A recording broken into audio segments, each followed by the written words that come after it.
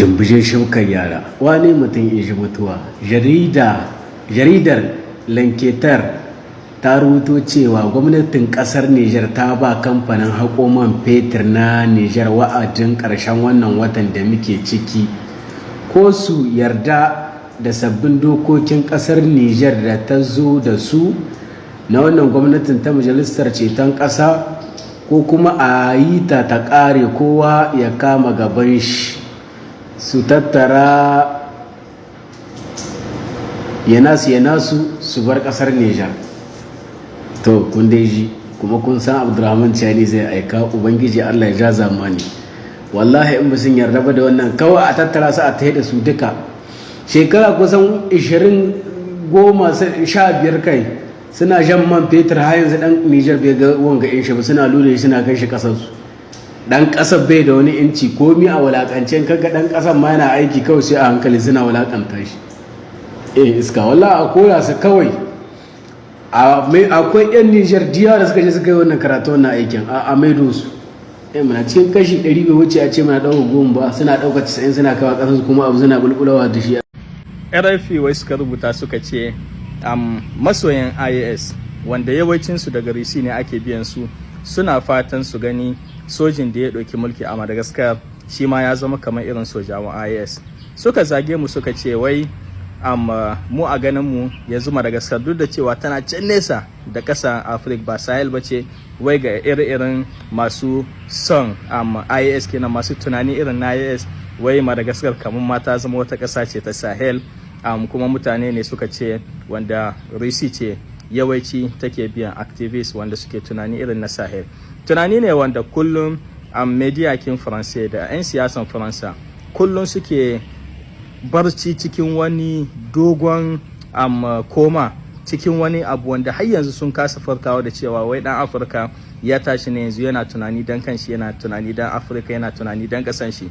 Kullum ga mediyan Faransa kullum ga 'yan siyasan Faransa za su hito su rika cewa duk mutumin da ya taso yana kama ma Afirkan shi wai resi ce take biyan shi kuma yanzu zancen suke cewa mutanen IS suna fatan su gama da gaskar ita ma ta fara tunani irin na IS. Yau gaskiya ne mana mu muna so mu gani duka Afirka yanzu ta fara tunani irin na IS. Su ma Faransa ai so suke yanzu su ga hoton da suke su ga wannan juyin mulkin da aka yi a Madagascar juyin mulki ne irin na Gabon mutum ne ya ba su kai kenan hankalin su ya kwanta sace-sacen da suke a Madagascar zai ci gaba kamar yadda suka yi shi a Gabon. Ba su fatan yanzu su gani a Madagascar an fara koran sojawansu an fara sa musu shurɗe daga kamfanoninsu da suke nan cike ba su san wani abun so suke su ma su samu mutane irin nasu. To yanzu shine duka fatan da ake.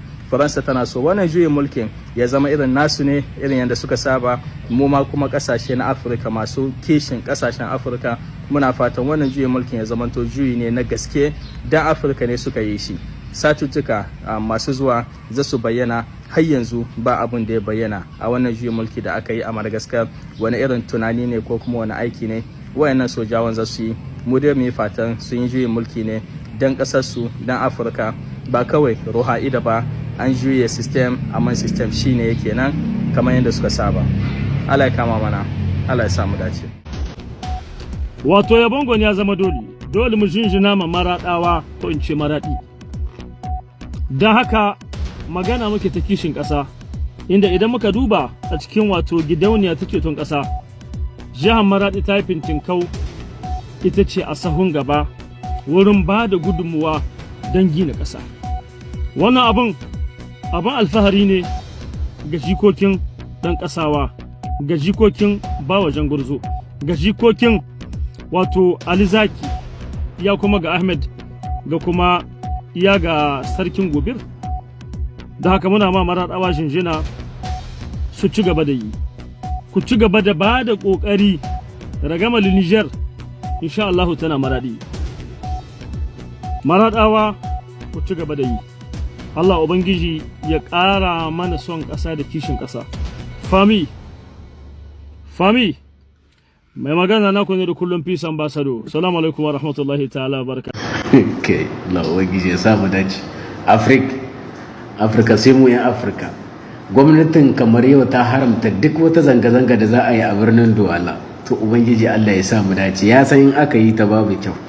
saboda in dan kishi kake yi kuma in dan demokrasi ne kake yi ka san ka hwaɗi, waɗanda suke ɗaure maka ma gindin sun san ka hwaɗi, to ya kamata ka yi kenan ka sabka karka cutar da al'ummar ƙasarka.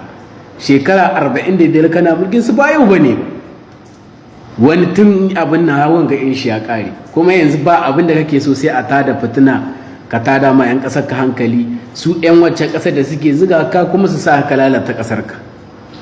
To ubangiji 'yan kamar Allah ubangiji ya kawo muku mufta, ya zaunar da ƙasashen mu lafiya alfarman nabi rahama, amma kar ku yi zanga-zanga ku matse mushi wuta shi kin dole sai ya sabka.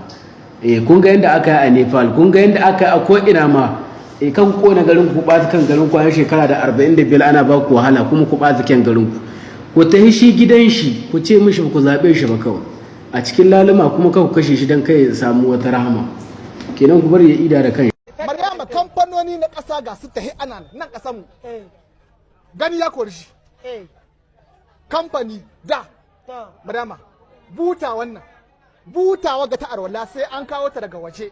Yau Maryama muna buga butoci na yamma. Akwai kamfanin buga butoci. Akwai kamfanin buga butoci da takalma. Ya kamata su. Akwai kamfanin tabarmin leda, misali nake baki. Tabarmin leda. Kamfanin na da dama da kaya irin ga na gida, na ayyukan gida misali. Maryama, akwai kamfanin na tahi a ƙasar nan su kuma. Suna nan tahi. An na asambala cikin motoci kuma kayan aikin noma. Kai a saba mu Niger.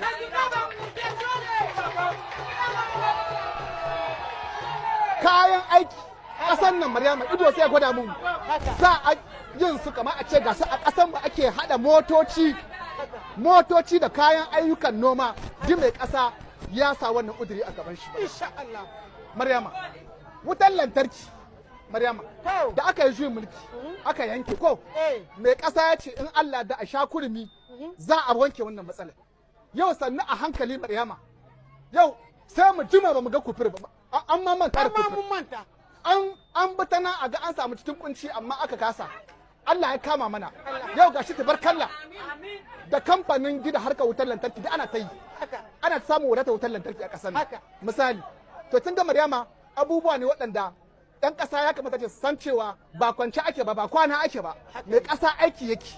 Ga maganar ragowar kuɗin abinci tun da ba a yi sai da abinci, da aka ɗauki mataki aka ce ba a sake bari abinci ya ta waje, saboda su makiya so suke a ce an rasa abinci cikin ƙasa. In ma ta kai ta kawo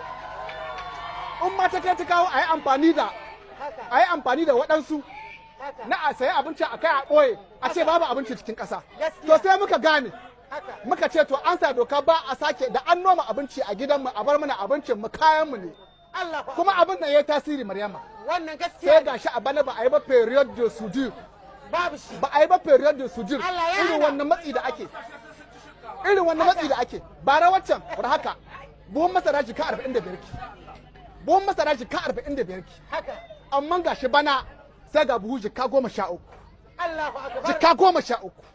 Abinci ya sabka. Ya yi arha. Kuma Allah yadda. Bana ma an dauki wannan matakin an ce abinci bai hita waje a bar mana kayan mu, kuma mutane an zabarar da su ga ayyukan noma Maryama. Noma le grand irrigation wannan kin ga ai da ayi noman damuna sai kowa ya koma a ci abin da aka nome a zana a ta ci. To an samu dan Niger akan shi baya aikin noma a ci gaba da ayyukan noman rani. Yau mutane sun zaburo Maryama cikin ayyuka na noma da yan bariki. Akwai wanda da bai noman shinkafa amma yanzu ya shi yau da na noman shinkafa a ma'aikatar dole ya kake noman shinkafa ne ai ekoki na saye ni ma yi niki kai ni ma bari in jaraba. Yanzu abin ya zama ma gasa Maryama, kowa noma yake kuma za a samu abinci ba yiwa ba ki shirwa Maryama kun ba. Akwai irin wannan masu rubuce-rubucen nan muke son mu dan kai sako wajen yan uwa dangi, saboda wasu sun gane wasu ba su da ganiya ba. Cikin wannan doka wadda ake ce ma charte de la refondation, kundi wanda ake zamani yanzu wanda shugaban kasa ya sama hannu 26 ga watan Mars, akwai shahin shi na 50 cikin magana nake miki wanga da ake cewa demokrasi ko ne hankalin mutane ya tashi. Muna so mutane su kwantar da hankalinsu. Cikin wannan shahi na 50 nan ne aka yi magana cewa ko wanda ya yi almundana da dukiyar kasa, ko wanda aka kama da laihin ta'addanci, ko wanda ya goyon baya Hajiya Maryam a lokacin da siyasa za ta dawowa bai zaɓe ba a zaɓe shi. Kenan wannan masu rubuce da suke tada mutane hankali, mutane su kwantar da hankalinsu. Rishin sani ne yasa kaza ta kwan saman da mai hasahi.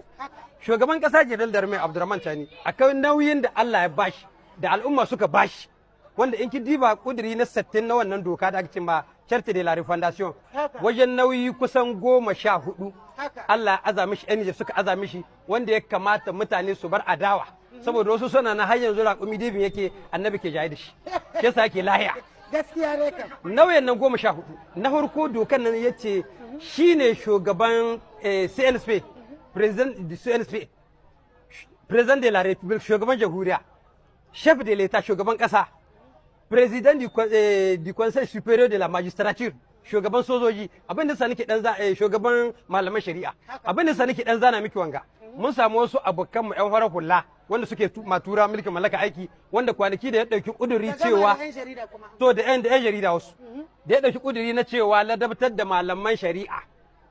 Ki diba ta gani in ba rishin gaskiyar mu ba, da aka yi rage-ragen komi da komi a Nijar, in ki zo wurin da wurin aurorin biki abin da ake ta saura shari'a, ya sai shugaban kasa maido hankali wajen shari'a, ya ce ya ɗauki sanda 14 ga watan Agusta, duk malamin shari'a da ya yi kuskure shi zai ladabtar da shi. Sai muka samu wasu 'yan jarida da suke matura mulkin mallaka aiki suka ce wai ana katsa Landan ga shari'a.